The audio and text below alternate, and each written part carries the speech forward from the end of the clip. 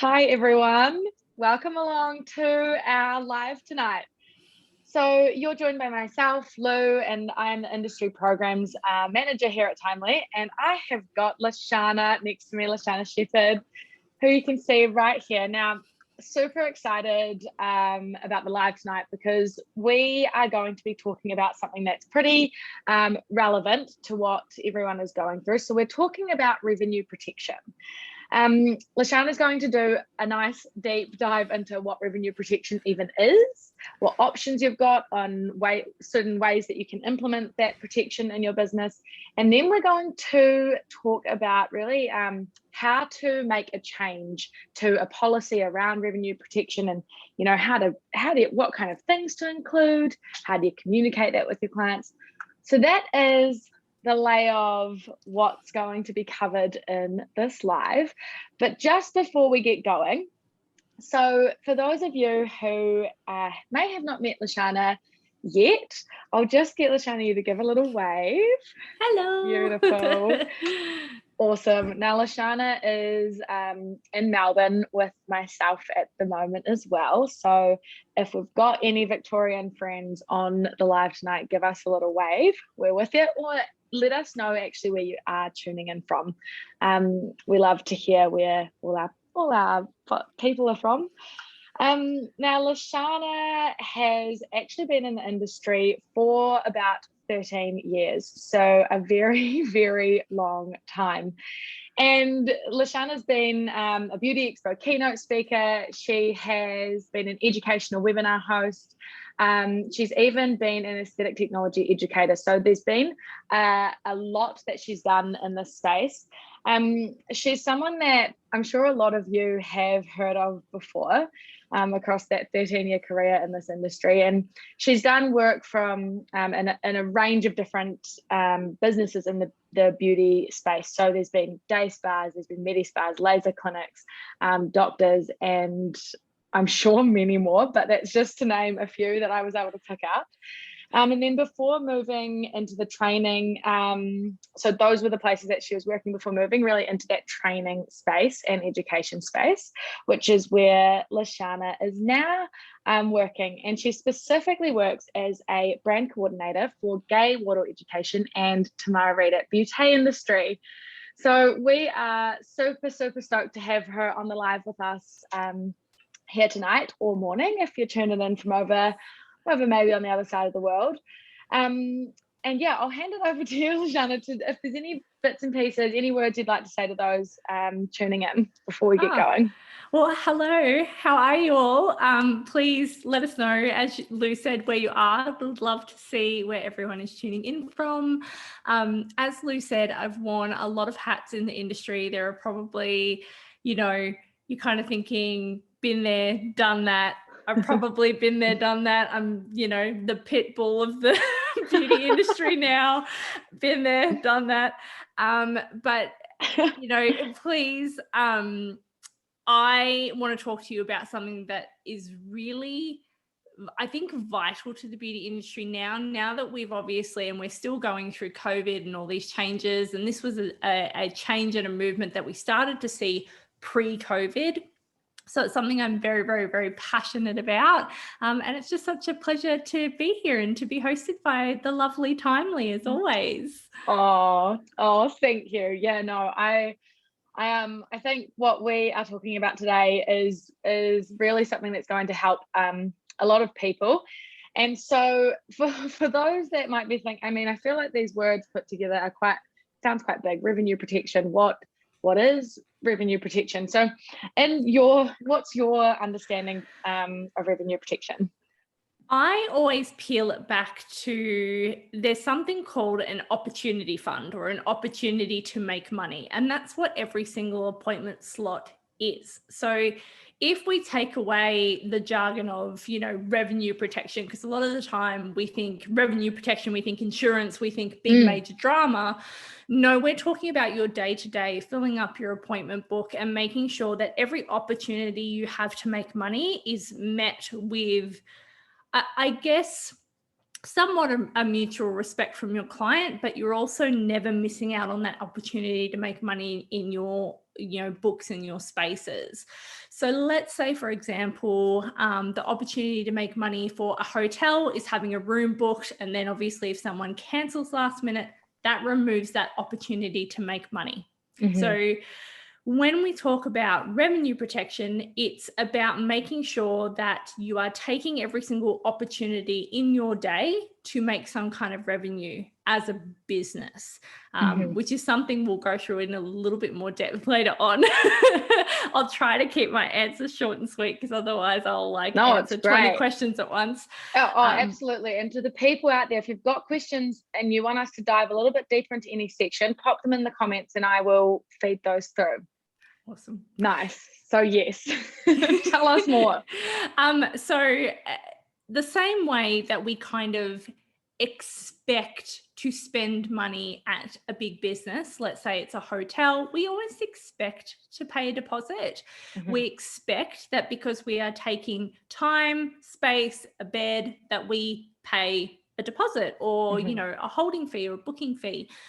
And for some reason in our industry, and probably a few other service industries, we've had this gap where it's not expected, or there has been this gap where a lot of home businesses or smaller businesses or sole traders have felt like they're not in a position to ask for that money. And yet in other areas, such as hotel booking, things like that, it's expected, because you're expected to take up that time and that space. So I guess when we talk about income protection, it's about almost valuing your appointment book and valuing those spaces in your appointment book as, number one, an opportunity to make money. You're still a business at the end of the day. We want to make sure that you've got that revenue coming through, that you're protected should anyone cancel last minute, no show. And not only that, that you're commanding that respect as a business as well and going, you know what, this appointment in my day is worthwhile. It's an opportunity for me as a business to make money. And for someone to also, I guess, respect your time and value that appointment more. We need to be putting more value on our opportunities to make money for our clients to put more value on those opportunities to make money. And again, it's just about getting it as generalized in our industry as we can, that clients have the same mindset as they would booking a hotel or a fancy restaurant or whatever it might be. And in a way, there has actually been something where lockdowns and so on COVID really has made a bit of a change there for us. So when we think about restaurants, previously you didn't necessarily need to pay a deposit or have a card saved, unless it was something that was like extremely top level, $1,000 dinner, who knows. Whereas now that has really become the norm when there's limited seating in restaurants, and it's become completely acceptable for people to charge, let's say $50 a head for a dinner where you might only spend $50 a head. That has become quite normal. So that's almost like 100% deposit that has started to become the norm. And I feel like through what we're moving through at the moment, things like it becoming more normal in a restaurant space, it is already normal in in the accommodation space. That is all helping to normalize it in the beauty, the hair space, the aesthetic space. It's something that people are becoming more and more comfortable with, and really it just puts that back on the client, where it's their responsibility. They don't need to lose that at all. It's just their responsibility to value that time and show up. So there's a positive about the fact that it's becoming sort of blanket rule, and it does make it feel more accepted by clients. Yeah, absolutely. I think being that a lot of beauty businesses are smaller businesses, I think there's been that nervousness to kind of put your foot down and go, you know what, my time is valuable. When I was educating, and I was telling my partner this earlier today, I remember seeing a client who was in a very small, tight-knit community in Sydney, and clients would very much just railroad her at every turn. So it would be giving themselves their own discounts, not showing up to appointments. And the reasoning was always, I refer so-and-so here and so-and-so in the community and blah, blah, blah. So there is obviously those situations where you're a smaller business or people go, oh, you're a home business, you know, you don't have any overheads, which is so wrong. It's so not the case. But you will find there are those scenarios where it's really, really hard to put your foot down, and it's really, really hard to change something once you've also set that up as well. And again, we'll probably go through it a little bit later on about how do we start implementing it once your clients are quite used to that kind of behavior and that kind of treatment. But because we are a smaller industry, or we're, you know, full of sole traders or people at home, it can be quite difficult to go, nope, I'm a legit business, I'm putting my foot down.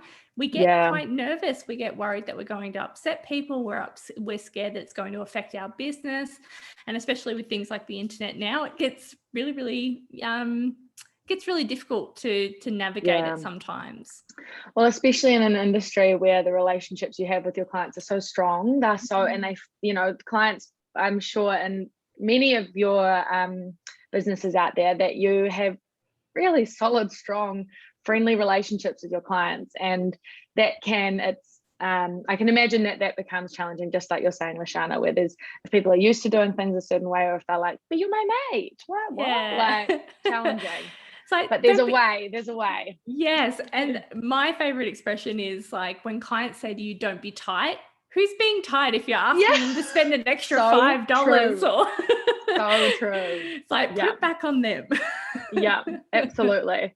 And so moving into really, so that's our ground part around what is revenue protection. Now, moving into how it can really help to reduce no-shows and cancellations. And Lashana, you touched on a wee bit around the, you know, card capture and deposits, but just tying that into why would we, like, what situations, or I guess just tell us a wee bit about the options that people have there. So the deposits, card capture, and if there's any others that you come across. Yeah, absolutely. I guess the most common that we see are things like deposits. A lot of people do have that benefit of going, you know what, you can use it towards today's session, you can use it towards treatments. Some people do the card capture. Some people also do deposits, and they kind of hold that on file as well.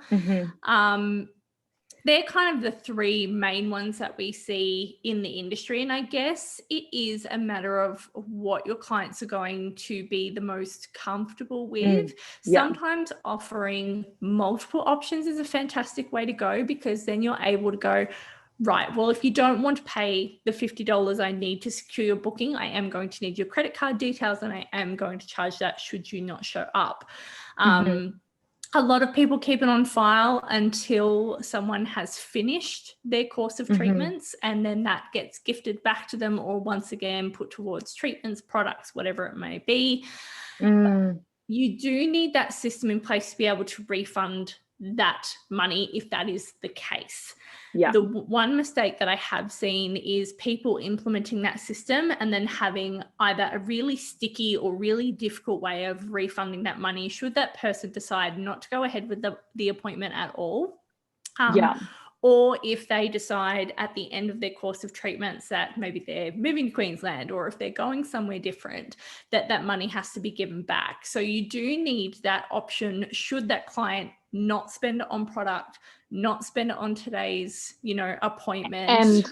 And if they have, let's say, cancel the appointment within your terms and within your policy. So within whatever time frame you've agreed. Yeah, absolutely. So you do need to, whatever system that you've got in place, you do need to make sure that you've got, I'll call it an escape route. You need to have everything set up. You need to always plan, as we do with everything, for the worst case scenario. If, you know, that client does cancel before our policies and procedures, you know, kick in, how are we going to give that money back? Because then if you start, you know, going down that avenue of, can I have your BSB and your account number, and it gets really tricky, and a lot of people can be quite hesitant as well to hand over credit card details for things like refunds as well. So especially over the phone, or via email or text. It's nice to have it more in a secure computer system that is able to store that information rather than having it written down. Or again, if you're speaking it out loud over the phone, I know I've run into a lot of clients that have been uncomfortable with that as well. So having multiple options is always a great benefit to you, because if you do run into that client that's like, I don't want to speak my credit card details out loud, some people are just funny like that, then at least you've got a different option there. And I think on that as well, we'll touch on this a wee bit more when we get into what to include in a policy, but that's the type of thing that you can make sure it's all really clear when the person first steps into booking that service with you, so that when it does get to that time, it's already all been communicated, and that we will definitely dive into a little bit more. Absolutely, because I got a lot to say on that one. Good, right. So those are the things there, and I do just want to point out we have got my colleague Chris has just posted for you all, or pinned the comment there with the ebook that Timely has just created around everything you need to know about revenue protection and how to create a policy and share that with your community. So if we're moving through things quite fast, know that that is there for you as a resource to download and make your way through. But we're here to go hand in hand.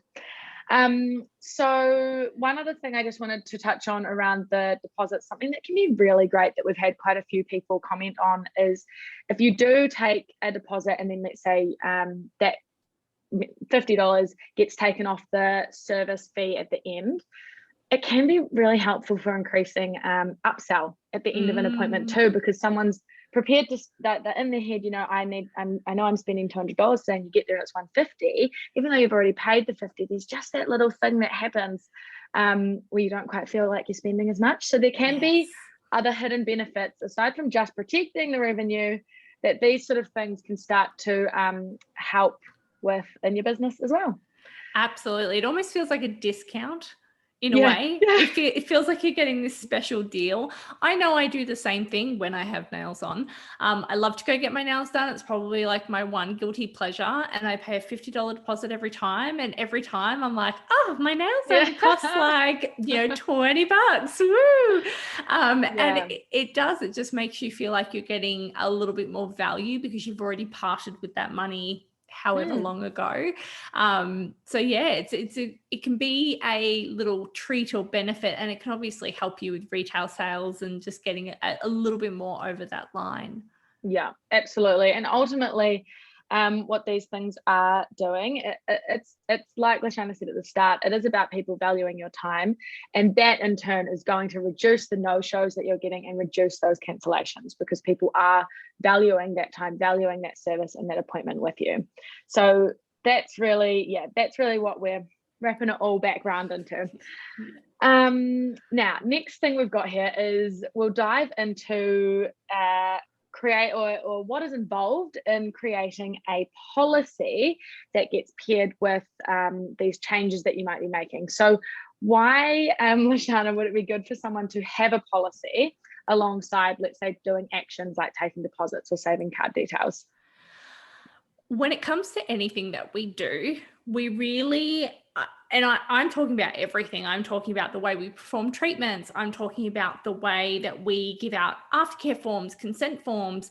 Everything's very, very regimented. So if you then bring on a cancellation policy that's kind of pie in the sky, a little bit all over the place, your client's just going to get confused. They're not going to want to follow it anyway. It's almost like, excuse the analogy, but it's almost like a toddler without rules or restrictions. They know that they can then push your boundaries. They know that they can push the limits. They're like, oh, this rule isn't actually a real rule, so I'm just going to do what I want to do anyway. And that's where you're going to come across those combative clients that really will try to push the buck and really try to see how much they can get away with, because that's really, at the end of the day, all that they're doing is seeing how much they can get away with. Having it laid out and regimented drives it home at every single point. I always recommend having at least a small mention of your cancellation policy in your consent forms, potentially on your aftercare form. up on display in your business, having it at, the time of booking the appointment, whether you touch on it verbally or whether it goes out with your confirmation email, or whether you don't book anyone until that policy is discussed and a deposit is taken. Whatever avenue you would like to go down, I just always recommend, little snippets here, there, and everywhere. And that way you're not kind of going woof with everything. Because, at the end of the day, people only take on 20% of what you say anyway. So if you're doing it all in one hit, chances are they weren't listening. They've already come into your space and are quite relaxed already. Or when they're booking the appointment, they've done it in the middle of work and they haven't really paid attention. So by doing it in small dribs and drabs and constantly, it reaffirms it at every single point. It means that your wording never changes, your language never changes. It makes it appear like a more firm and fast rule so that when the time comes, you can say to your clients, it was on your consent form. I have it displayed in the clinic. It was in your confirmation email, and we discussed it at the time that you booked your appointment. Perfect. And you can actually go, it was here, here, here, here, here, here, here, here. Oh, I didn't realize that. Sorry. Yeah. It kind of shuts them down straight away. And again, you want to make sure that everyone in your clinic is following that policy as well. Being that I've been both a manager and a staff member, let me tell you, as a staff member, there is nothing worse than enforcing a policy only to have your manager renege everything. You want to make sure that everyone is following the same policies and procedures. You want to be respected as a manager, a staff member, a business owner in your business. And part of that is everyone being on the same page and everyone following the same rule. Absolutely. I want to touch on an experience I had not that long ago, and it was before COVID. I was getting my lashes done at an at-home business. I love supporting at-home and small businesses. No problem there.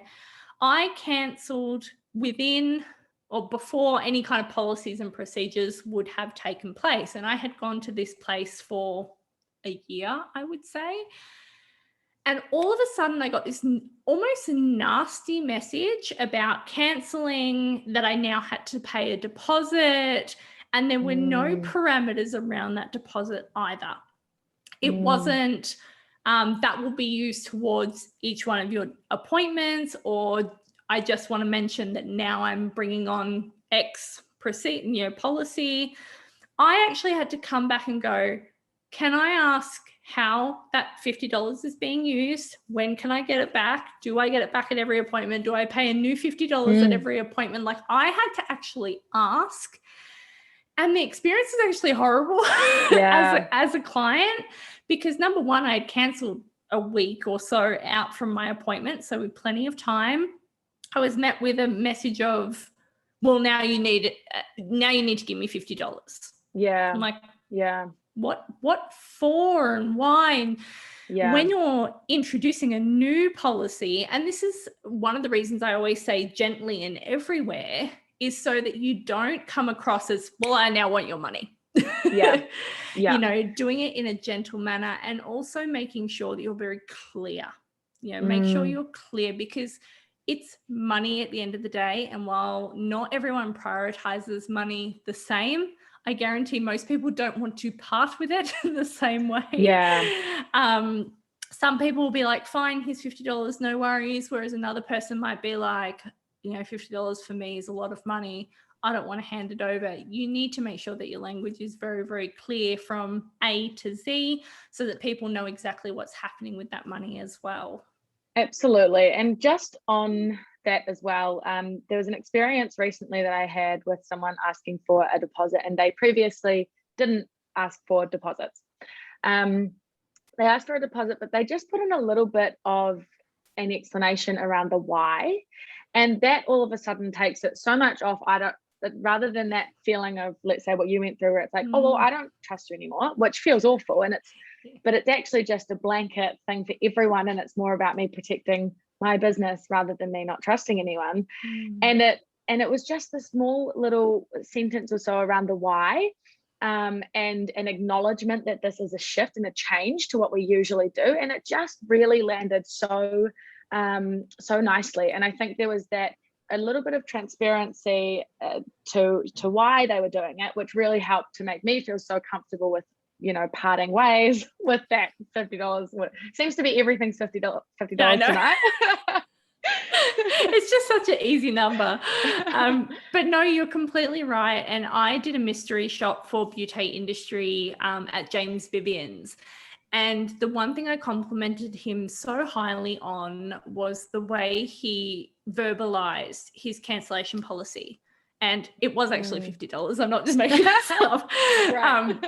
He said to me, okay, Lashana, like so sing-songy and so matter-of-fact and transparent. And he was just like, okay, Lashana, so our booking, he didn't even call it a booking deposit. He called it something else. It was like our service deposit or something like. It had a really nice ring to it. And he was like, okay, so I'm going to ask you for this. Now that's just to secure your appointment. Now, if you were to cancel before X amount of hours, then I'll happily refund that deposit to you. If you attend the appointment, you can actually use that $50 towards your appointment today. If you would like any further appointments, you can keep that on your account for other appointments as well. Otherwise, at any point, we're happy to refund that to you. The only time I will take that from you is if you cancel within 24 hours or don't show up to the appointment. How does that sound? Like so he was clear. So clear. So it polite. Feels like just a wee part of the conversation. Yeah. Again, I always go back to it being like everything else we do. If we're trying to, let's say, sell someone on a big package of skin needling, which is expensive, a lot of skin needling treatments are like $3.99 each. The minute you hesitate and the minute you go, yeah, you can have needling, I guess, and it's, kind of expensive though, the minute you start getting nervous and fidgety and, you don't see the value in the client spending that money, they're going to pick up on that and they're going to go, well, you don't believe in it. Why would I do it? Yeah. If you make it just part of your normal conversation, rips the Band-Aid off. You'll get better and better at it every single time. And if you see the value in it, your client will see the value in it too. You've just got to be confident. Yeah, absolutely. Love that. And just that example that you just gave was so good. And if you could, let's say, just list off the key parts of information that someone should include in a policy, what would those be listed off?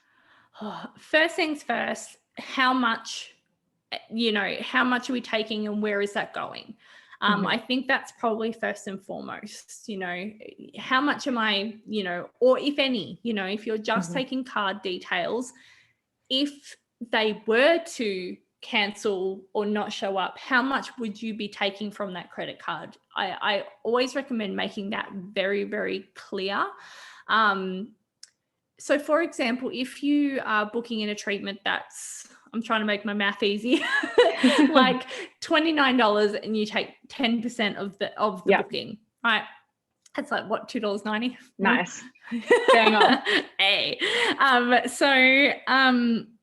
Make that clear, say that to the client and just go, okay, so the value of your treatment is around this much. We take 10% of the treatment costs.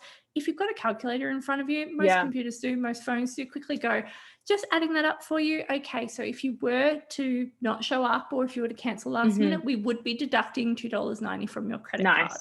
Make it really nice and clear. And then that way someone can't go, you never told me that, or it wasn't outlined to me, or whatever it might be.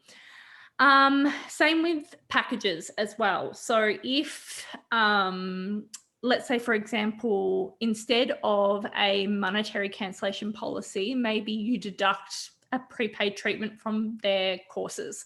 Again, just make sure it's really nice and clear and how much that would mean that they're losing. Don't be afraid to put a dollar value on it, because once again, you're putting value on your time. If you are, let's say a lip wax is 15 minutes. Okay, I'm taking X amount for that 15 minutes. That's how much that 15 minutes is worth minimum for you not to show up. And again, it's about that opportunity of an appointment. So that would be number one. Put it very clear how much is that cancellation policy? How much is that deposit? What would they be losing? Put a dollar value on it. Second to that would be, I guess, the parameters around what that entails. So once again, be very, very clear. Is it 24 hours? Is it 48 hours? Is it 72 hours? Because so many businesses, are very, very different. Make sure that that's very clear. And once again, don't be afraid to, again, put that in your consent form, put that up in your business somewhere. We require 24 hours, put it in your phone script, put it in your email confirmation. Nice. So make sure that they know exactly the time frame that they need to do that. I guess for a third, you probably want to make sure that they understand that that doesn't go away. And you won't do this for everybody and every kind of cancellation, charge or deposit or whatever it might be. But if someone, let's say, for example, goes, well, I'm just going to make sure that there's no money on that credit card, or I'm just going to make sure that, I wait a month until I book again and she'll forget. I think letting them know that you've made note of it, while it's not necessarily part of the actual policy, I think it's really important that they're held accountable if they continue to miss appointments, no shows, et cetera, et cetera.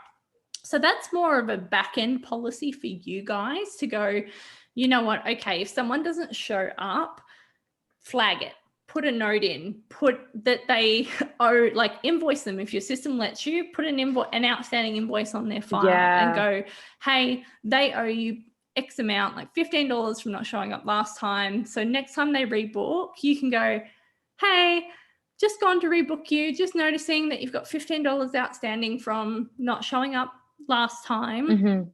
And this is where having something like a computer system far outweighs something like pen and paper does, or like a normal scheduling diary, because you can keep track rather than having that client come in, recognizing their face and going, oh no. And look, it happens, but at least then you can keep track. And it means if you are a bigger clinic, if you are a bigger salon, let's say you've got 10 girls, there's no miscommunication there. That client can't get away with murder. We used to say the same thing with even shaving fees for like hair removal clinics. It's like, I've warned you twice. One more time not shaving, I'm going to charge you. And the good thing is about having a computer system, you can see that it's flagged, it's showing up. Same for cancelling, same for anything like that at all. Yeah, awesome. And then the other thing we just mentioned before was around if you do need to refund that money back to someone, would you just put in a little piece there about how you would plan to do that as well? Sure. So again, it's about you and your systems and what's going to work for you. I like to avoid bank transfers, and I just find that gets really messy. I mean, think about when you go out to dinner and your friends owe you money for a meal. Like, it takes a week to get it. You're not getting it. It's pretty much the same. So while some clients might be hesitant to have their credit card details on file, it is kind of nice to have them there when you refund that money. Potentially try to encourage them to use that money at their last appointment or towards products. The only thing I don't love about that is obviously you want to always try to get someone coming into you long term. If that's not possible, obviously try to organize that refund as part of their treatment to make it easier on you. But just have a system in place, whatever that may be, whether it's, having it done through your computer system, whether your computer system has the ability to do that, or whether you are able to have their credit card details on file so your FPOS machine can do that. Have some kind of contingency plan in place. that is streamlined. And again, so that all of your staff know what they're doing, because again, there's nothing worse than going piece of paper, writing down someone's credit card details, misplacing it getting thrown out by accident. Stress. Stress. Then you've got to call that client and explain to them that you need them again, which is not great, because they're going to be like, oh, good. What happened to it? Yeah. Yeah, absolutely. So always have just, it kind of doesn't matter how it's done, as long as it's streamlined, planned, and everyone kind of knows how to do it, so that, you know, people's money, bank accounts, credit card details are all kept quite safe. Awesome. Just for those that are wanting a little bit of assistance with creating a policy, we do have one that we've popped into that guide, that ebook that has been pinned at the top of the comments here. So you can download that one. And there's a policy there if you would like a bit of a template to know what to include, and the same things that Lashana has just talked about. Feel free to use that one and adjust it into your own tone of voice, you know, add in the specific things that you need to say for your business, but there is a bit of a base if you would like.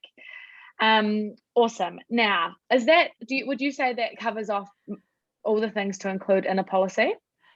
Pretty much, yeah. Like I said, it doesn't matter how your policy looks. I think a lot of people worry that they don't have the right policy for them. If it works for you, if your clients are agreeable to it, do it. Honestly, there's no right or wrong, as long as you're, once again, not, I mean, we're always going to lose out if an appointment was $200 and we're only getting $20 for it.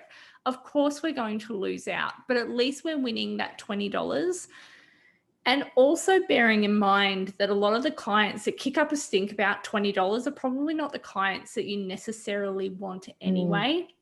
Or, you know, if someone doesn't value that time, you know, that they may not be the kind of clientele that you want. So you've just won $20 and also lost someone that's going to be a pain in the bum.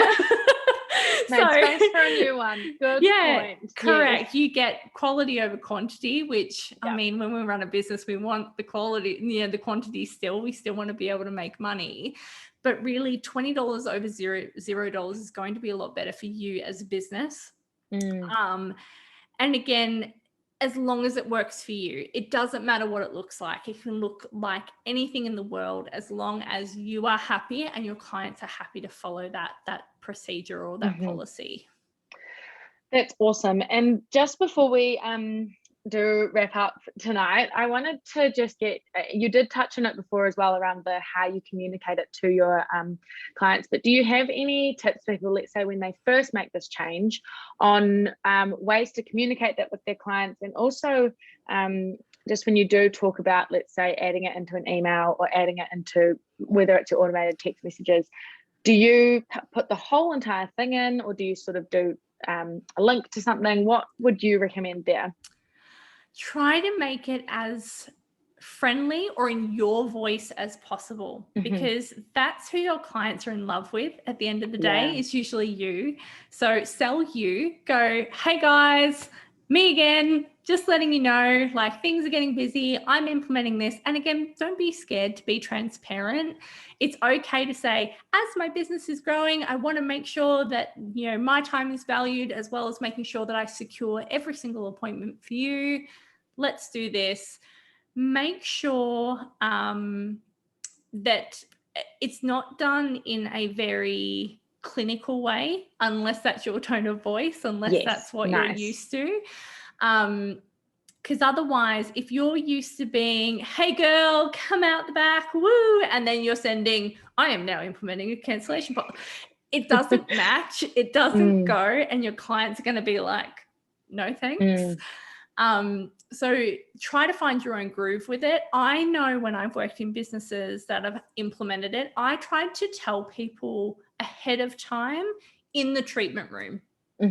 Nice. When I was going to book their appointment, while I was doing their treatments, you know, I'd be waxing their eyebrows and being like, oh, just so you know, we're getting busier. Things are really, really great. And they're like, oh, that's awesome. It's like, yes, it is. Because of that, blah, blah, blah, blah. So you can say it in a conversational way if that works for you. you could do an email blast. The one thing I always recommend people do is just give people warning. Don't turn around one day and just do it, because that is probably the way to get people upset. And it's the way to lose clients, is to all of a sudden turn around, unless that client deserves it. There's always, there's some clients that need to, you know. Some exceptions to the rule. Some exceptions to the rule, as always, but definitely try not to have it come out of left field. Yeah. One of the last businesses I worked for did that. My receptionist was in a puddle of tears at 9 a.m. Oh, yeah, so no, not nice. Not nice. Honest to God, like, we start the phone lines at 8:45. By 9 o'clock, she was a puddle of tears, because clients were just angry, rightfully so. They were surprised. They were angry. Once people calmed down, they would usually come back and apologize and go, "I'm so sorry. You took me by surprise. I flew off the handle there, whoopsie," which is still not nice. But I think if you can do your due diligence and go, "Hey, just letting you know, in about 4 weeks, as of this date, I'm going to be starting to implement a policy. Which method would you prefer? I've got a few different options for you." And also, having that couple of options makes people feel like they're in control. They got to choose. It's almost like the super nanny method. It's like, you can either do this or do this. But either way, you're doing one. And again, if you give them too many options, they're just going to railroad you. And it's like a menu that has like 20 items on there. You're not going to be able to pick one. Try to give them just a couple of options, some warning, make sure that they understand it completely. Again, a handout, an email blast, something to reiterate it. Try to tell people verbally, and obviously, if you can, send it out with a confirmation email or in an email blast or on your Instagram or on your Facebook. Make sure that there is a build up to it. And then that way, anyone coming in new, you can start implementing that straight away. But anyone that's already booked into your system, at least they've had that warning. They know things are going to change. If they want to cancel their appointment and kick up a stink, they can do that before their appointment gets there. Yes. Yeah. And it's like, okay, you don't want to deal with that policy. That's fine. There's the door. And a lot of the times they'll turn back around and come back. But once again, clients come to you often because they trust you. I mean, we're called beauty therapists for a reason. We're their shoulder to cry on. We're their refuge from their kids, their husband, whatever it might be. A lot of the time, they're quite happy with your reasoning if you are transparent with them and you talk to them as you normally would. I guess the biggest thing is just making sure that you are gentle with people, patient with people, and try to do it in the best way that suits you and your business, really. Yeah, awesome. Great. Honestly, such good tips. That is us. We have whizzed through. I've kept you for far too long, so I apologize. That's me. I waffle. No, it was great. Honestly, we've really gone into some awesome conversation around that, why it's so important to add some of these things into the way that you're doing business, and how to actually go about implementing that policy, and all the little bits and pieces that you want to make sure you're communicating to your client. The information that you've shared with us is honestly so helpful, and I know that to a lot of people, these sort of conversations are awesome, as it starts to normalize this change that is slowly but surely happening, and for good reason as well. So thank you for sharing everything that you have. For anyone that has just joined, I can see that there's been a few questions, but it looks like our lovely Timely team have been on to answer, which is perfect. I mean, that we've been able to just keep going with the chat nonstop. And amazing. If you've got any other questions for Lashana, please pop them in the comments and I'll make sure that I feed them through. Was there any final things from you, Lashana, before we wrap up? value your time, please. That's all I ask of you. Just value your time. If you value your time and your appointment slots and command that respect, I guarantee you'll get it back tenfold from your clients. So don't be nervous. If it's something you've wanted to do for a long time, this is your sign. Go and do it, implement that policy. And we're behind you all the way. So if you need any assistance, we're always here. Honestly, you could not have wrapped that up better. Thank you so much, everyone. That's Thank awesome. you. Have a lovely evening, and we'll talk to you all soon. Thanks, guys. Bye.